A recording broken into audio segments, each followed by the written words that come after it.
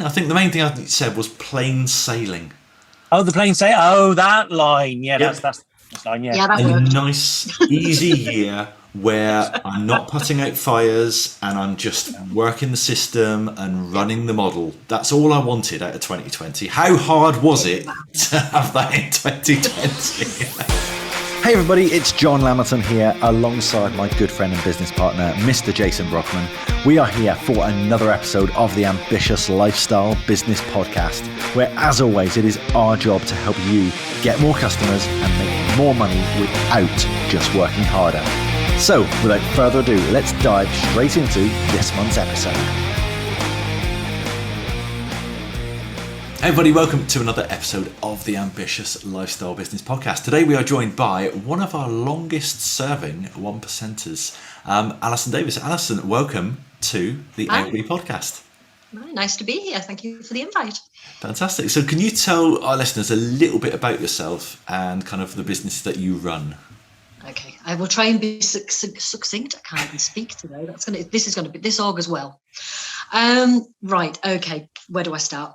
I'll go right back to the beginning, I guess. So I left uni with an English literature and drama degree quite some time ago. I didn't really have a clue. So I left uni with a degree, a boyfriend who then became my husband, and not the foggiest of what I wanted as a career. So we moved around. I moved around jobs quite some time. When I left uni, there wasn't a massive amount of stuff out there. So I ended up just taking anything I could. So I did bar work, I did shop work, I did office work. It was the start of computers. I just feel so old saying that, but never mind. But basically, I ended up working for a couple of companies who did computer-based things, whether it was hardware support, software support. So I got to learn a lot about computing. I ended up working for a lot of small businesses. So, and I ended up doing things like payroll and finance and admin and all that kind of stuff. So I kind of got quite a lot of business skills. And then finally ended up actually managing to use my degree because I got employed as the PA to the editor of a small poetry publishing house over in the Northeast. It's a really, really, really good, reputable company. But again, a very small business.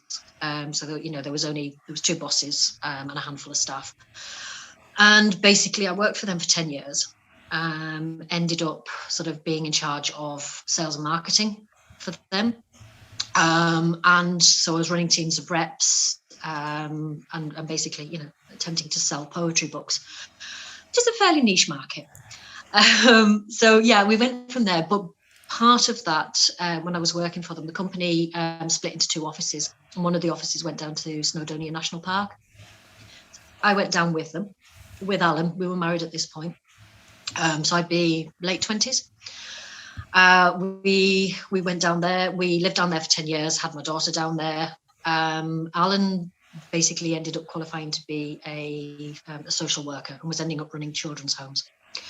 And then I'd been working for the company for about 10 years and doing a lot of running the business as well as sort of like the sales and marketing side.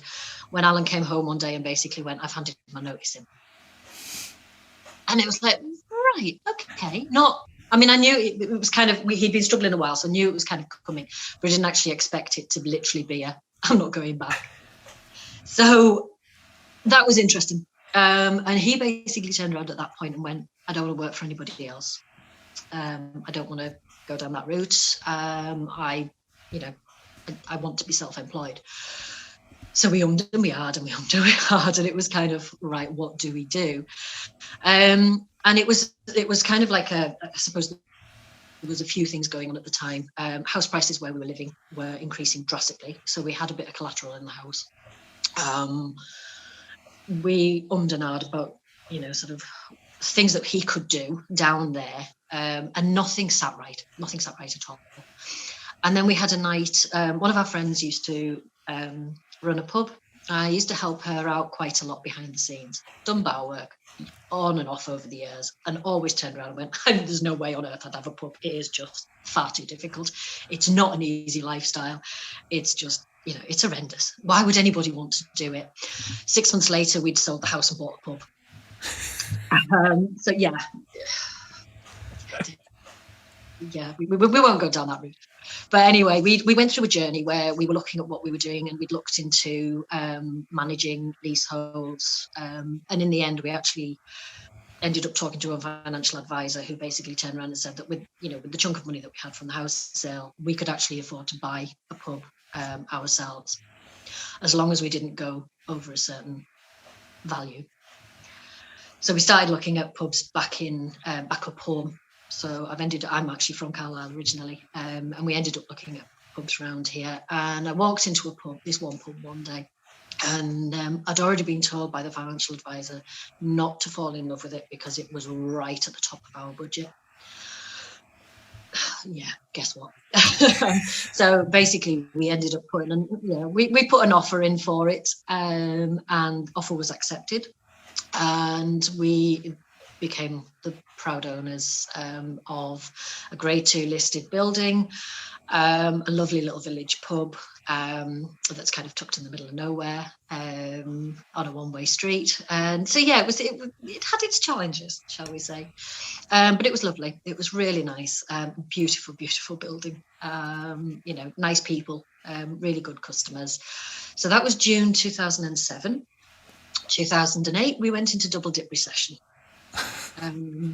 So we ended up having to get rid of the staff that we'd taken on. Everything got pulled in. People stopped coming to the pub. Basically, they just didn't have any money.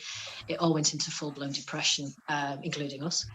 And we struggled. We really, really struggled. So we spent a few years trying to work out how we get around it, sort of what we could do to kind of expand the business. I mean, basically, at that point, we were in negative equity. So we couldn't get out, but there wasn't anything really else we could do. So it was a hard couple of years. It was really, really hard. But we looked at other things. We tried to see whether we could set up a shop. It just wasn't needed. The post office thing, just, there wasn't the footfall. So all of that different kind of things sort of came through. So we just battled, and it was head down, and it was like, we are going to be the last pub standing. We're just going to just keep going. And we sort of rattled, we just literally kept going. We were working all hours, because it was literally doing every shift ourselves. And at that point, we were open 7 days a week. So there was no time away from the business at all. Things started picking up, started improving. And it happened that I ended up getting a side job for a little while, working for the University of Cumbria, going in to do business support. So I'd go in and do basically marketing projects for a few businesses. And I only ended up doing about 3 or 4 of them. But actually, I got loads out of that about what grants were around, what was on offer. And that combined with again another stupid conversation across the bar one night ended up making us start our own brewery. So basically we got a grant and a family loan and ended up setting up a microbrewery in sheds at the back of the pub, which basically, so Carlisle Brewing was born at that point. 18 months later, it was going okay. But the space was just ridiculous, and just trying to keep on top of everything. And what was supposed to have been another part of the business to actually help us became a hindrance, because it just meant we were working 2 jobs rather than 1 job. Even though we had staff again back in the pub, it still wasn't brilliant.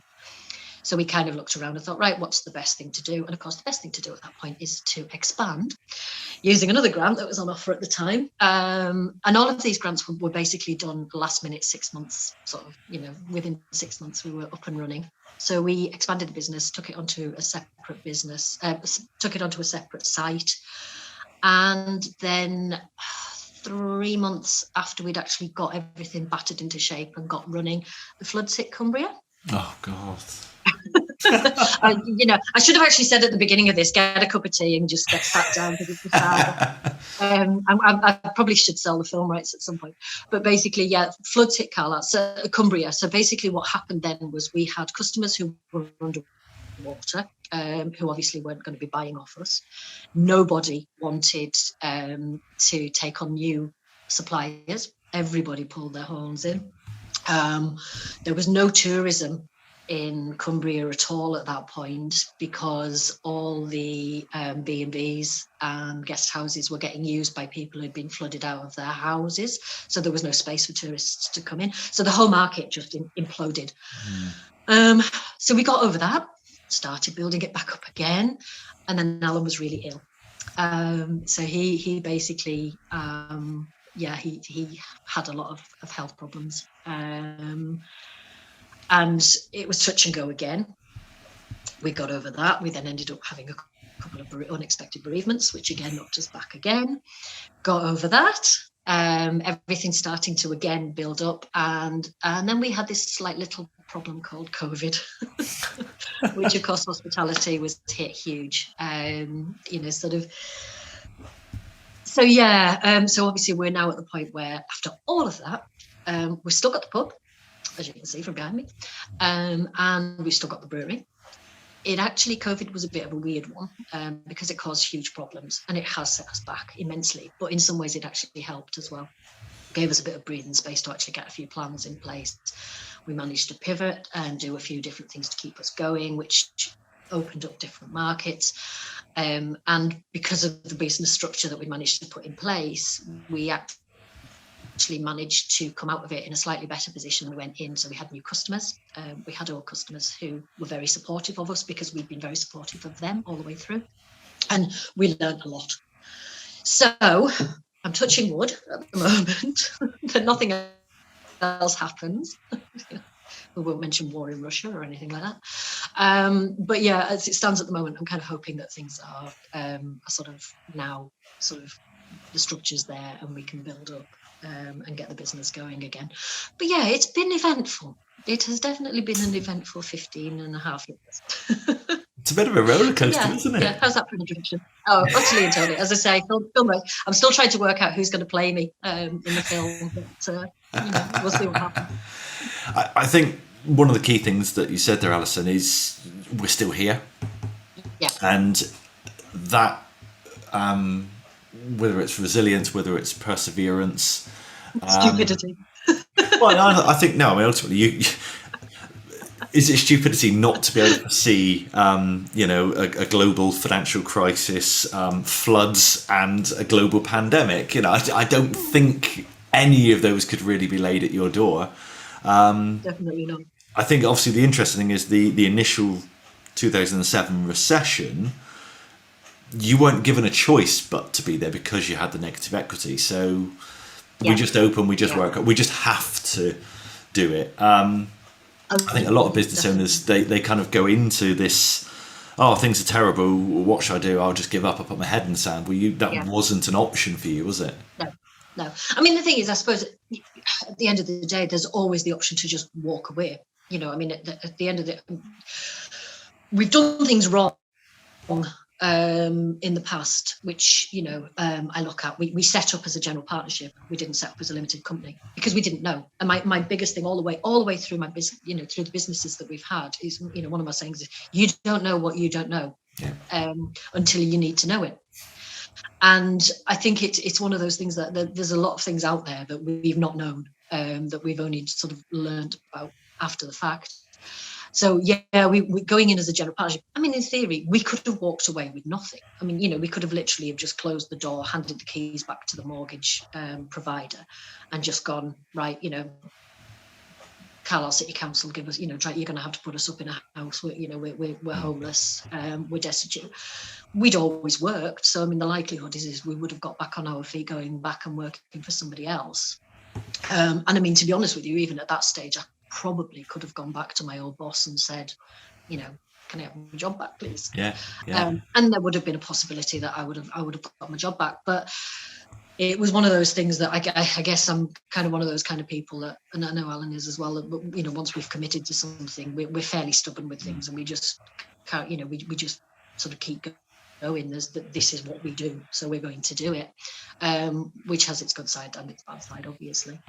But yeah, it was definitely one of those things that we were in it, and it was just a case of, well, we'll keep going and see what happens. Nobody's taken it away from us yet, so that's a good sign. Yeah. So yeah, I think it's, as I say, I mean, there was always that option, but not something that we'd ever consider. In the what was now looking like about the halfway point of COVID, we thought it was almost over at this point, but our summer 2020 episode coincided with the 20-year anniversary of me starting the very first business. So Jason and I, we did a podcast, didn't we? And we were chatting about all the stuff that had happened, and that was, I think, that episode where we realized that the greatest asset, the greatest power we've had over the last 2 decades has been the ability to take the punches and still be here. The fact that I knew nothing about the internet when I first started. Google didn't even exist when I started, but then within 3 months of me starting my business, 9/11 happened, and then the dot-com bubble burst. Yeah. And then the global financial crisis of 2007, 2008 came along. And then, I don't know, PayPal come and knocked 100 grand off our revenues, and Google took away all our rankings, and all these different things. There's 10 different elements, and the reason that came about in that episode was it was our Christmas 2019 special, wasn't it, Jace? We set our ambitions for the year. Do you remember what my ambition for 2020 was? Play more golf. Was it that one? It might have been. I think the main thing I said was plain sailing. Oh, the plane say. Oh, that line. Yeah, Yep. that's line. Yeah. Yeah, that A worked. nice, easy year where I'm not putting out fires and I'm just working the system and running the model. That's all I wanted out of 2020. How hard was it to have that in 2020? No, I've kind of realised that to a certain extent, yes, there can be some sort of plain sailing, and there can be some systems, and you can run through it. And I'm sure there must be people out there who start up businesses, and that happens. I'm sure there must be somebody out there who literally Someone runs a nice, easy, predictable business. This is the If you're plan. listening to this, let us know who you are. Yeah, please. We'd love to meet you. Yeah, and obviously, if you'd like to invest, then yeah.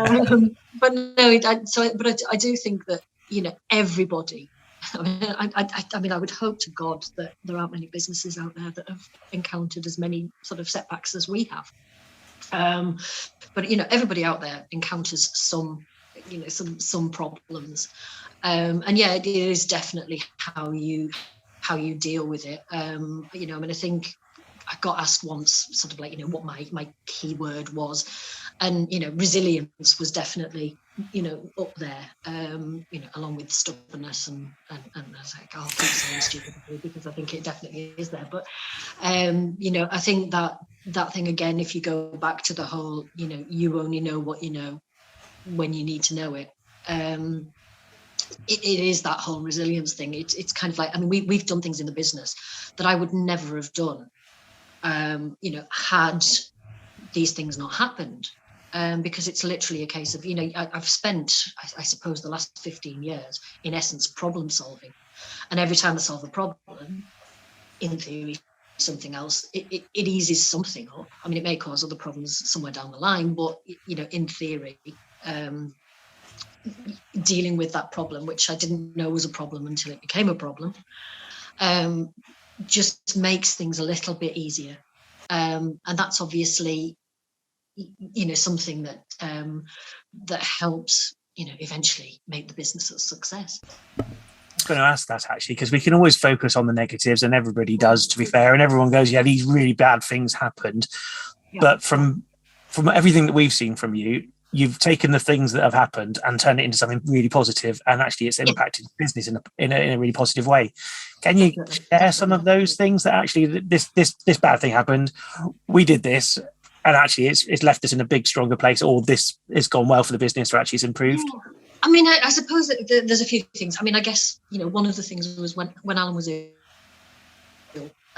I ended up looking at a lot of self-help books because I had a bit more time to do stuff. And it was just kind of one of those things that, I found really reassuring to actually sort of say, right, I've got this little bit of space and, I need to get things on track. I can't be flitting off here, there and everywhere, because we need to concentrate, and we've only got a certain amount of time and we need to do it.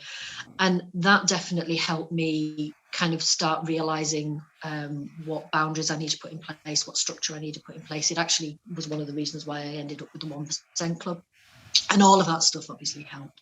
So I mean, that was a huge thing, in a sense, was kind of just having that time and awareness to actually look at things that I knew I needed help, and it was places that I could go to get that help. So I mean, that was one thing. Lockdown, I suppose, were the two biggest things that are really obvious to see. So the first one was, we woke up one morning and basically that day got told that, the pub was going to be closed, that nobody was going out to work. Sorry, I'm from the background. There was nothing sort of going on. And we were literally left with no income. But we still had all our outgoings. We still had a mortgage to pay. We still had bills to pay. And it was literally a case of like, what the hell are we going to do? And we had a cellar full of beer up at the brewery. And that was literally the only thing we had that could bring us money in. There wasn't anything else.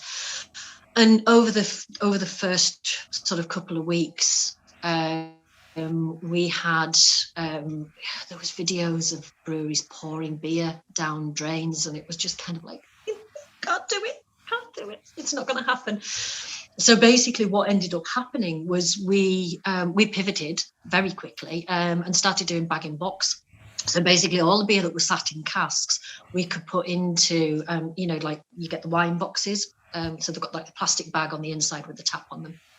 So basically it was a case of like, right, we can do this. We can put it into that and we can get it out there. And then it was a case of like, right, how do we get it out there? And it was like, well, the only way of getting out there is obviously to get a website sorted out. So it was like, right, okay, how do we do that? Our website didn't have at that point an online shop. And it was just seemed far too complicated because we've got somebody else to do it, to actually get it set up. So the card reader that we used for doing events had an option to build an online shop straight away with that. So I think I took 2 days to actually kind of just basically wallop something out there.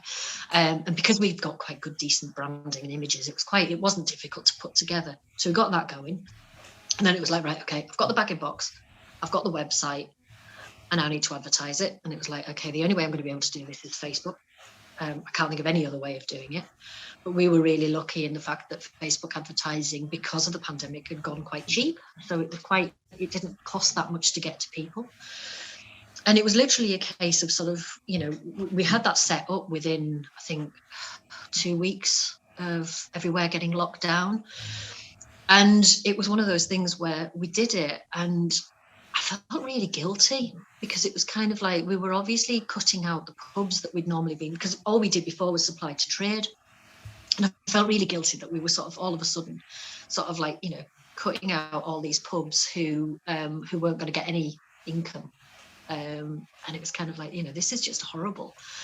So we basically sort of turned around and went, right, okay, what we'll do is for every box that we sell, we'll donate an amount of money to somebody's nominated pub.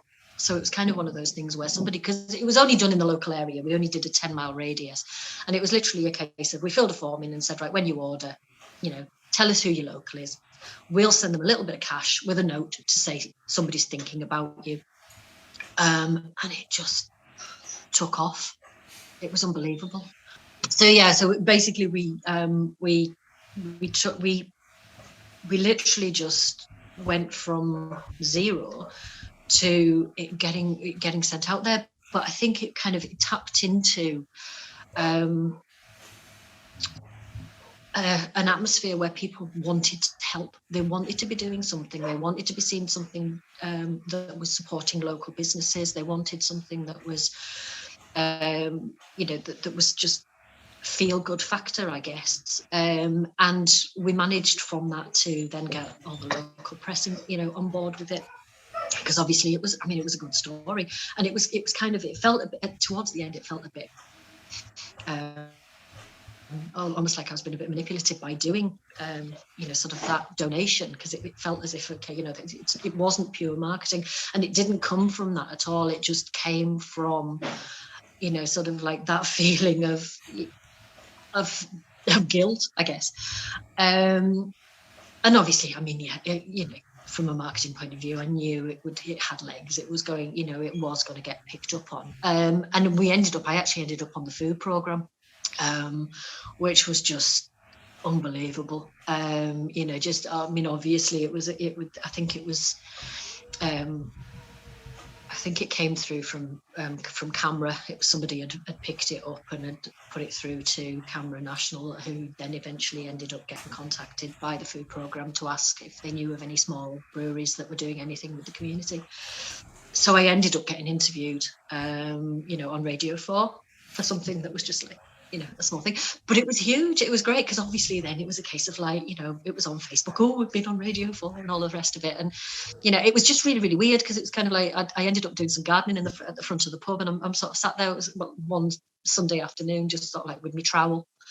And this guy walked past who I didn't know, I hadn't got a clue. And he just went, I've just been listening to you on Radio 4. And it was like, oh. But it was fantastic. It was such a buzz, and it gave us such a lift as well. But because obviously we then had the added extra of then sending out letters to pubs, basically saying, and I mean, okay, in some cases it was only a £5, but it was literally a case of we put the cash in the envelope and posted it out to them and sort of said, look, we've set this up.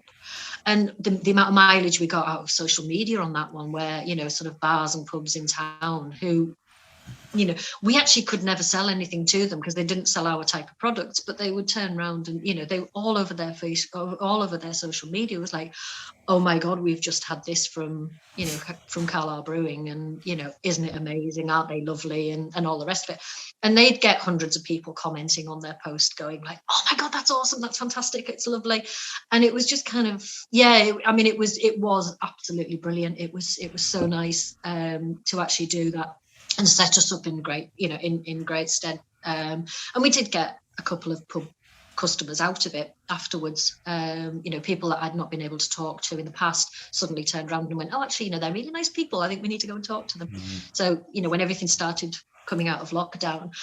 So that was one thing. The other thing that was really beneficial for us as a small business, because there's literally just me and Alan doing the brewery side of it. At that point, I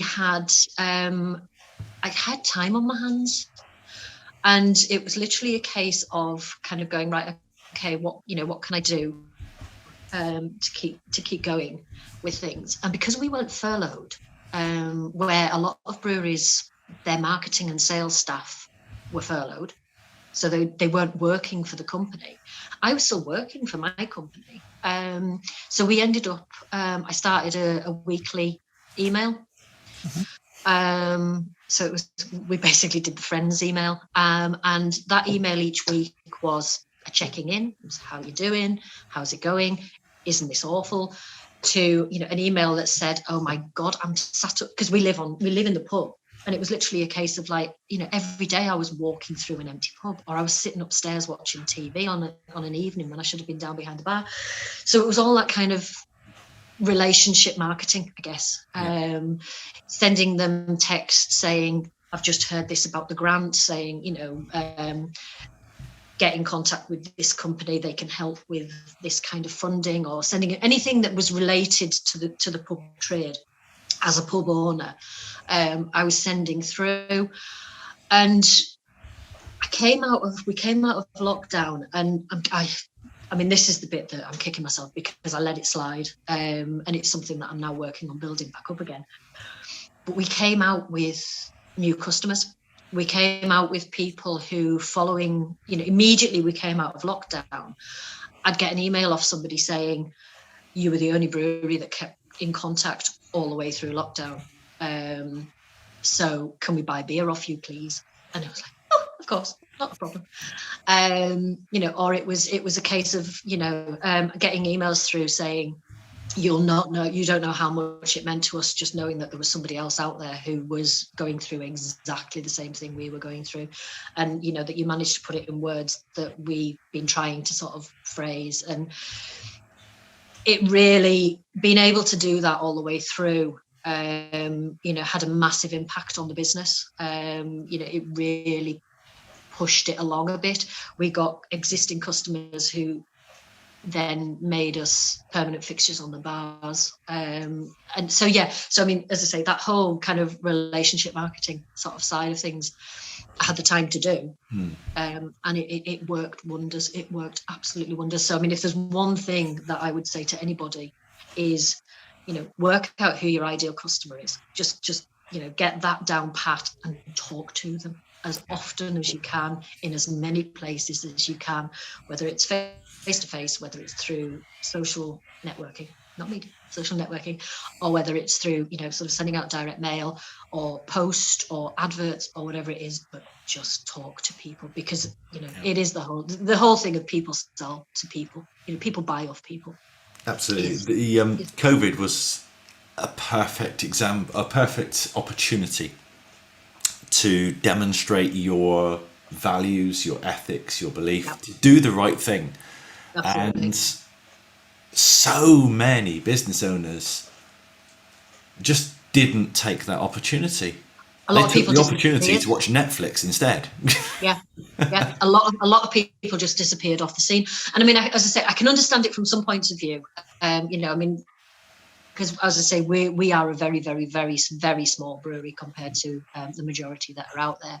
So a lot of places, because they're employing staff, put them all on furlough. So there was literally nobody to work on the business or in the business, and the owners, either weren't interested or just kind of lost the plot with it. It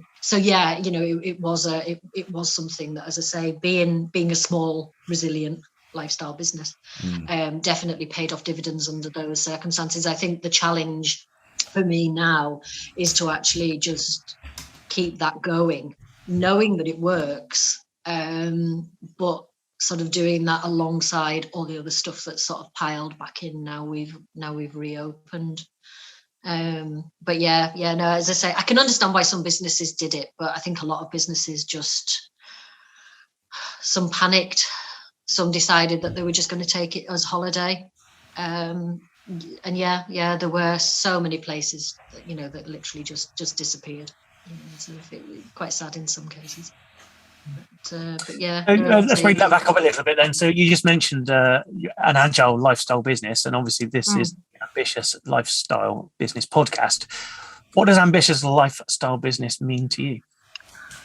I guess it's one of those things.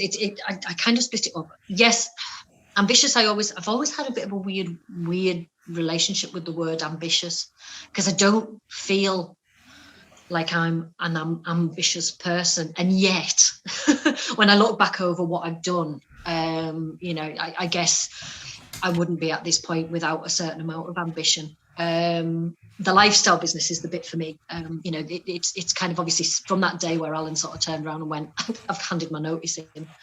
It was a different option. I would never ever have considered working for myself ever. It's not something that even would have entered my brain. I mean, you see these programs on TV where you've got sort of like 21-year-olds describing themselves as an entrepreneur, and it's kind of like that just wouldn't have even entered my head at all. And I still laugh now. I mean, I'll sort of, it'll come across a newspaper article and somebody will sort of say, Alison Davis entrepreneur, and I'm like, what? I don't see it in those terms at all. But for me, the whole idea of getting our own business was basically, I mean, it's not worked yet, but we are working on it. That I've got the freedom to do what I want when I want, and that is purely and simply what I want to work for. I never had a problem, in a sense, working for somebody else and earning them money in a way and taking a wage, until I actually started working for myself and realized that, well, actually what I was doing was working for somebody to give them the money rather than, I found that over the years where, as I was growing up, I'm one of these people that kind of spark off ideas left, right and center. And, I've given away so many ideas to people who have made a lot of money off the back of my ideas without me getting anything for it. And it's like, hang on a minute, something not quite right there. So I think now, in terms of ambition, it's a case of I'm a lady of a certain age now, I suppose. So yeah, I mean, I'm 52, and it is a case of, my daughter's grown up. She's at university. She's not really at home anymore. So it's just back to being me and Alan and the dogs. And I want the kind of lifestyle that lets me go off when I want to go off. I want to be able to kind of just disappear, for a few days in a camper van if I want to. I want to have the freedom to literally to do, if I see something on an advert for a gig coming up, I want to be able to just disappear off. When the kind of when things were kind of happening, you went into self-help and lots of books and things like that. Is that when you found the 1% Club? Yeah. I mean, basically, we, as I say, I went through a whole thing where I read every single book I could possibly get my hands on. So I went through from things like Mindset by Carol Dweck to The One Thing to Tiny Habits, just anything I could possibly find that would help, E-Myth and all the rest of it. And as part of that, I came across John's book, and it was kind of reading it. I mean, the one thing that struck me, well, there's a couple of things that struck me, but the first thing that struck me was the fact that it was British, and pretty much everything I'd been reading so far had been American, which was fine, but it was just nice to sort of have that kind of someone that knows how to pronounce the word niche. Yeah, exactly. So yeah, no, I mean, it did make, that kind of was the first thing I think that sort of drew me to it. But the second thing I think was that I literally found that the book was sort of pulling out things that I'd been reading myself, and putting it in order and kind of just, sort of, it just definitely, it was singing off the same hymn sheet as the stuff that I'd been looking at. And it was one of those things that I really kind of, it resonated, I guess, was the thing. And obviously you've got the thing at the back of the book that then sort of leads you into the Facebook group.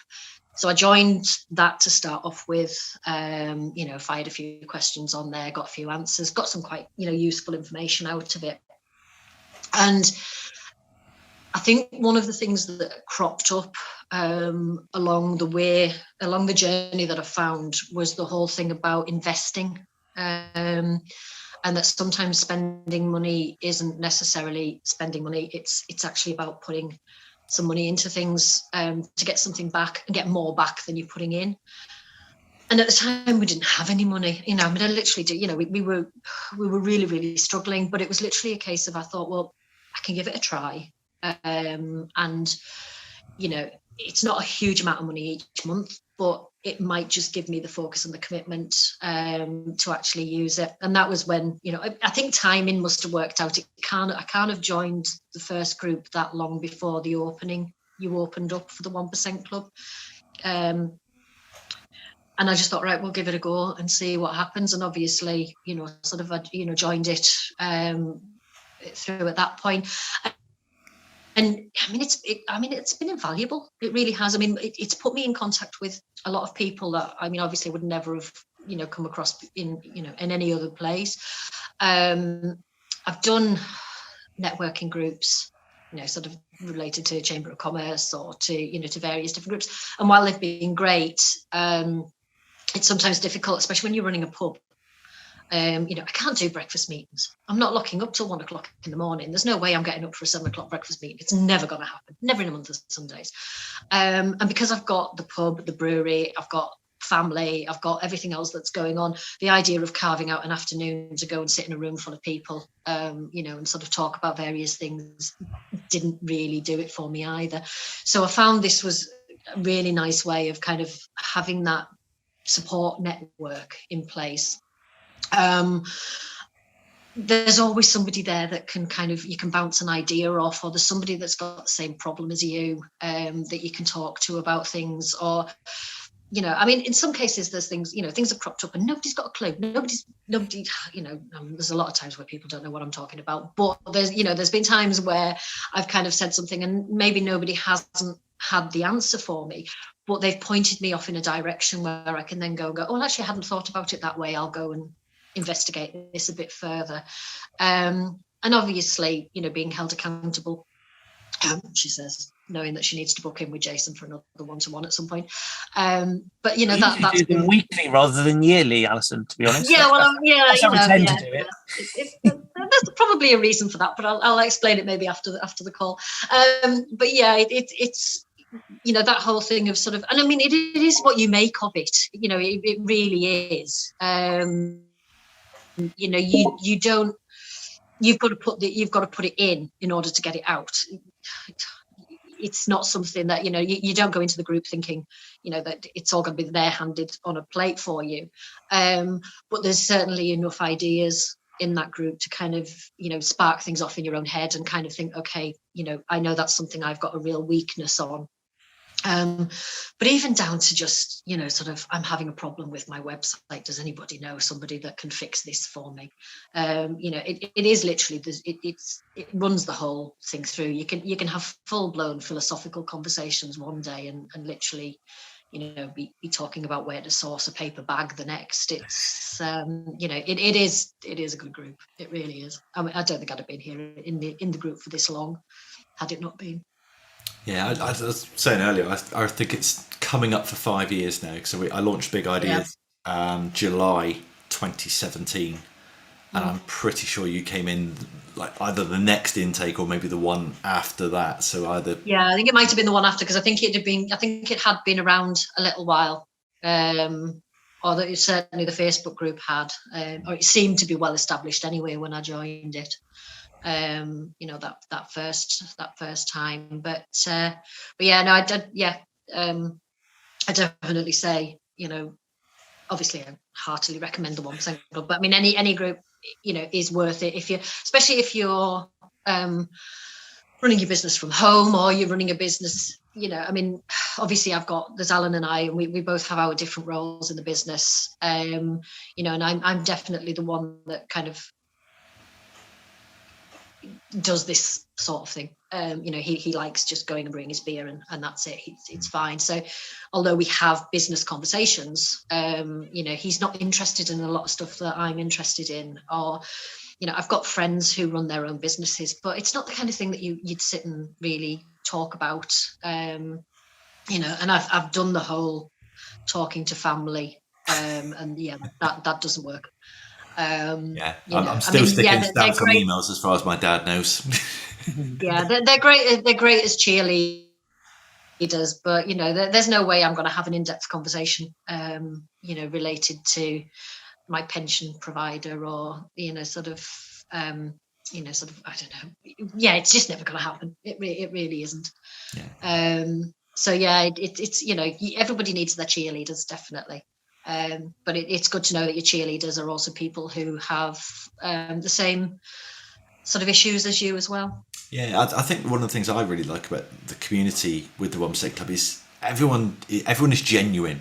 Everyone really has everyone else's back, and there's no one I can think of in the club that is just completely self-serving and out for what they can get from the club. So when you mentioned just now, I've got a problem with my website, who can help me? It's not full of like web designers or web dev guys going, oh yeah, I can pitch you that, I can make some money here. It's full of smart people who will be quite open and honest with you and say, you don't need to pay for that. That's a £50 plugin on AppSumo, and that will do that for you. Or I'll take a look for free. I mean, crikey, we've had members jump on a call with each other to walk through accountancy software, and they're not even accountants. It's not even their area of speciality, and they're jumping on a call for free with another member just because, well, I know how to work that. Why would you pay someone to do that? Let's jump on a call, 10 minutes, I'll show you how it works.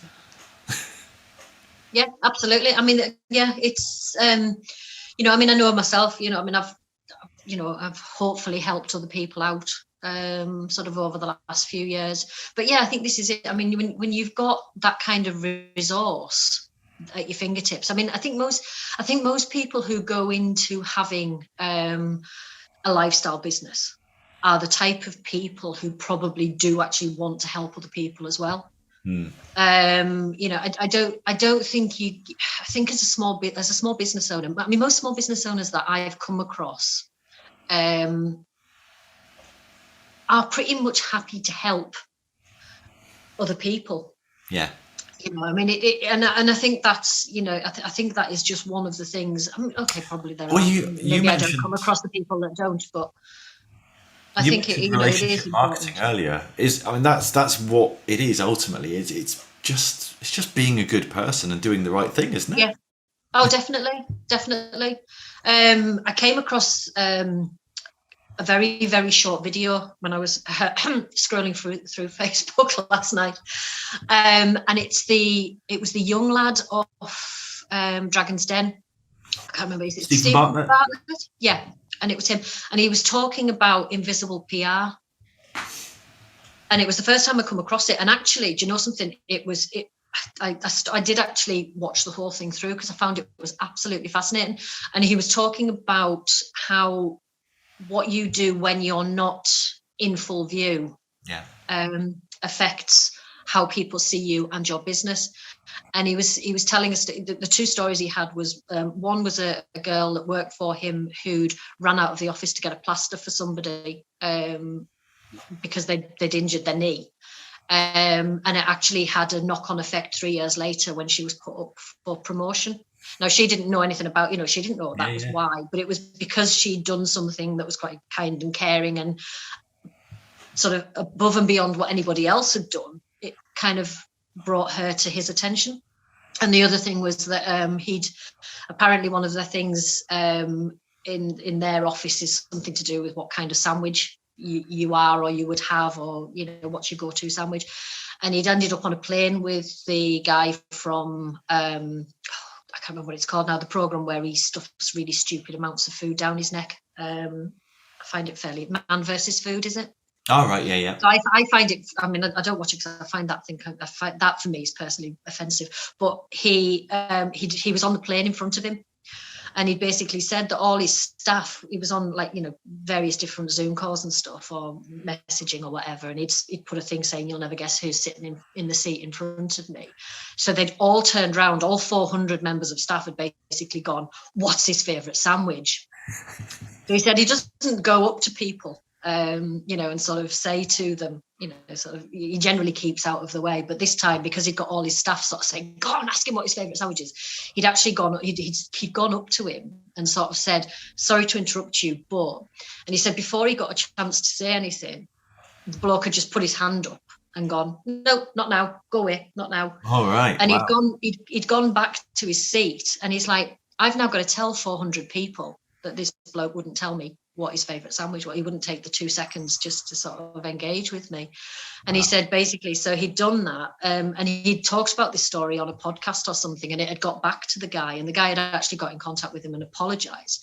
And okay, I know you don't know what's going on in people's lives, and he'd maybe had some kind of traumatic news or something like that, but it was definitely this whole thing around about invisible PR. And I think the type of person that you are and the company that you are, and we've tried to do this all the way through our company branding, the way we've set it up has literally been a case of, it got picked up on once. I think when we first set up the brewery, I put a post up which basically thanked everybody from the guy that had done the roof to, sort of the guy that had built the kit. And somebody had actually picked up and sort of said how unusual it was to see, somebody's post, profile post on Facebook was actually sort of thanking people, from one to the other. And it was just, but that for me was kind of quite natural. And I think that's the other thing with a lifestyle business as well. It's definitely come from the people who run the business. Sorry, yeah. We'll cover the cats. The cat up. But yeah, so that whole kind of that whole side of thing obviously for us is vitally important. My business is very much run off the kind of people that Alan and I are. And I think for us, we're in a very competitive market. There are how many pubs out there? There are how many breweries out there? And really our USP is me and Alan. Yeah. And it's the type of people that we are. I'm not saying, our beer, as much as I'd like to say our beer is fantastic and wonderful, and it is fantastic and wonderful, but there are other breweries out there who also produce fantastic and wonderful beer. We're not producing, we're not a revolutionary company. We're not something, we're not reinventing the wheel. We're not sort of going down that route. There are a lot of people like us. So the only thing that kind of changes us and gives us that definition is the ethos of the company. Yeah. And that kind of filters through everything, everything that we do. It is. It's everything you do every day. Yeah, absolutely. And again, that leads into, so business groups that we're involved in, networking groups that I'm involved in, I think a lot of times it's knowing when to say no and sort of say, look, as much as I'd love to help you, I really can't. But yeah, it is a massive part of the company, definitely. So, Alison, just before I ask you how people can get hold of your beer, because I'm sure you can share how they can contact you, and I know you now distribute the beer UK-wide, don't you? We do.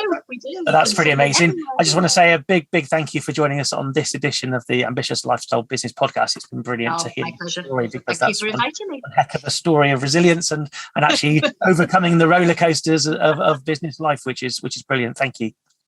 Thank you very much. How can they order some beer from you, or find out a little bit more, or even get in contact with you? Probably the easiest way is through the website. So the website for the brewery is www.carlislerealale.com, or just search for Carlisle Brewing Co. You can also find us on Facebook. And as much as I probably shouldn't be, I am on Facebook quite a lot. So if anybody wanted to get in contact with me, they're fairly likely to get an answer that way. Obviously, even after we've had a time management coaching call today where many people deleted the Facebook app. Yeah. No, I plan my Facebook posts, my times. I do. Honestly, yeah. We will go down. From the morning, the minute I wake up to the minute I go to sleep. Fantastic. That's my planned day on Facebook. Alison, thank you so much indeed for joining us. You've been absolutely brilliant. Thank you. Thank you very much, guys. Thanks a lot. See you later. So there we are, another episode in the can. How was it for you? Please let us know. However you listen to these podcasts, please leave a review on that platform. Let us know what we can do better, what you like, what you don't like, and how we can improve to make this show even better for you. We'll see you next time.